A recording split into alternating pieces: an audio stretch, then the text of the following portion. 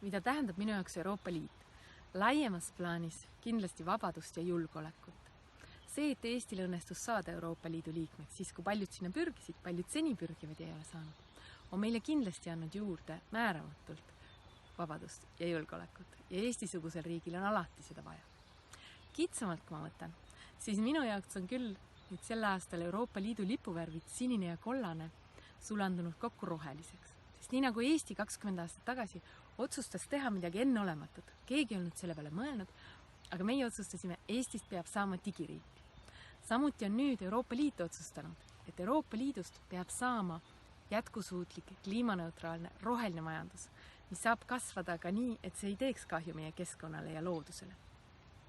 Ja nagu me oma digieduloo näitel teame, siis selliste suurte otsustega, mida niikuinii peab tegema, võidavad alati need, kes seda esimesena teevad ja kes on teenäitajad selles, kuhu me lõpuks välja jõuame. Nii et Euroopa Liidul tööd jagub ja soovingi meile kõigile tegusat Euroopa päeva.